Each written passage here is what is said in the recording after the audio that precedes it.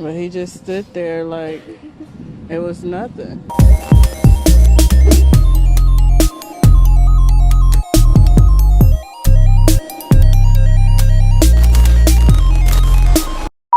Hey lovelies, how's it going? Hope all is well. Welcome back to my channel. Today I am here to tell the tragic story of Leah Wilson. This video is to bring awareness to the injustices in our community. I mean no harm to the families and friends of the victims. All information included is public knowledge. The information included was gathered by local news outlets. Leah Wilson was a very bright, young, and gifted young lady. She was known to read her Bible on a daily. She was named Leah, which means purpose, by her aunt, and she enjoyed doing makeup, she loved fashion and music. Leah just seemed like a natural entertainer. She was also a part of a hip-hop group, and not only that, Leah was a young lady that had several different plans. After high school, of course, she loved music, but it was also said that she wanted to join the Navy as well. The night of July 22nd, 2018, Leah Wilson and her two sisters were returning from a party at their aunt's in Concord, California. According to reports, they had gotten on the train at Concord Station and were transferring trains at the MacArthur Station in order to go home. At 9:30 p.m. at the MacArthur Station, a man slashed Leah Wilson's throat and stabbed her older sister Latifah in the neck. Bleeding from the neck. 10-4, bleeding from the neck. 233 readback is correct. 2137 is the time is reported somebody with a knife. I don't know where they're at. I don't have a description. That's all I got. Reports state that the attacker was silent and stood back watching Leah bleed out, while Latifah, who survived with a serious neck wound, held her. The perpetrator then left the scene. A lot of witnesses said her sister was being very strong by her side and trying to help Leah as much as possible. What is sad is the fact that her sister felt as if she didn't protect her, even though she was a victim as well. I feel like I didn't protect her like I was supposed to. Little sister was the most sweetest person on this earth, you know? She didn't do nothing to nobody. I didn't do nothing to nobody. And for this to happen is just outright crazy. We just coming from a family function, you know, and going on our way home like we usually don't talk to nobody, just listening to our music. And all of a sudden we transfer, and just to get blindsided by a maniac. For what? I don't know why. We was letting the BART passenger and her child come out from the train so we can enter. By the time my other little sister, she was on train. So we let the woman back up with her stroller. You know, she backed up as we walking on. Then he started attacking. And I looked back and he was wiping off his knife and stood at the stairs and just looked. And then from there on, I was caring for my sister. I was in shock because I was hurting from the side. So I didn't know I was cut, but because I was paying more attention to my little sister.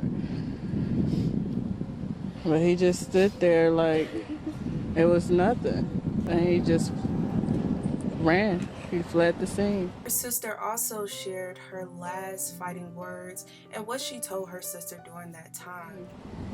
She just yelled my name. Tifa, Tifa, Tifa.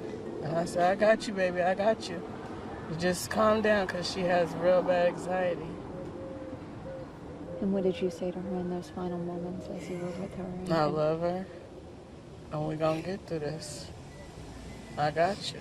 You're my baby sister. Police identified the suspect based on security cameras at the scene, a backpack with his identification inside, and witness statements of him wiping the knife clean and fleeing after the attack. Reports also state that the station failed to take action when the suspect allegedly jumped the turnstile to avoid paying for train fares.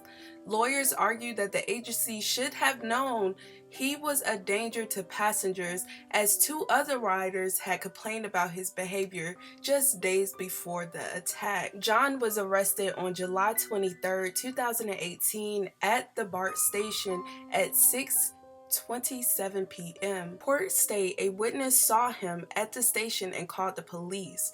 He was then booked on charges of first-degree assault with a weapon and violation of parole. His arraignment was scheduled July 26, 2018, but it was postponed until August 22nd. On August 22nd, 2018, prosecutors added a charge of lying in wait. The added charge means that if convicted, he would face life without parole or even the possibility of the death penalty. John pleaded not guilty by reasons of insanity for his charges of attempted with the special circumstance allegation of lying in wait. His lawyer claimed he had a lot of mental illness issues, which made the trial be pushed back because he had over 4 psych evaluations. We're seeing a very extreme level of mental illness, and it's just clear to me that he's not able to rationally assist me in his defense at this time. Wilson's mother says he looked competent in court, speaking to his lawyer out of the camera's view. During his evaluations, he was noted making comments like, "I want to look crazy. It's so easy to ace the test." He also said that he was Lil Wayne, and those were all failed attempts. In July 2019, a judge ruled that he was competent for trial. The trial took place in 2020. According to him, when he testified, he said that it was all alien technology implanted it into his ear. He also claimed that the sisters had kidnapped his grandmother and they were going to harm her. He said that he was schizophrenic and he had an antisocial personality disorder. It was a lot that went on during that trial. I'm sure it was a very hard trial for her family to go through because it was a lot of things that this man said on the stand. However, in the end, justice was served, and last week he was found guilty of first-degree murder. It's overwhelming. Happy that Leah could rest at peace. They was like, "Get to the courthouse, the verdict in." I'm like, my heart was fluttering, stomach was shaking. I was trying to eat. I couldn't eat no more, We got here, and I thank the good Lord, for his many blessings. Nia's story touched a lot of people around the world, a lot of celebrities from Tracy Ellis Ross, Bruno Mars, Viola Davis, Common, Jada Pinkett Smith, Sean King. A lot of people spoke on this case because it was very tragic what happened to her and her sisters. NBA baller Curry was able to raise over $21,000 to help the family out during that time. And another great thing was the fact that Nia still was able to graduate. Her mom and dad was able to accept an honorary diploma on her behalf. This was very tragic. It was a big racial case as well. You guys, let me know your thoughts and your opinions. Thank you guys so much for watching. Please be respectful in the comments. Talk to you guys later. Love you. Bye.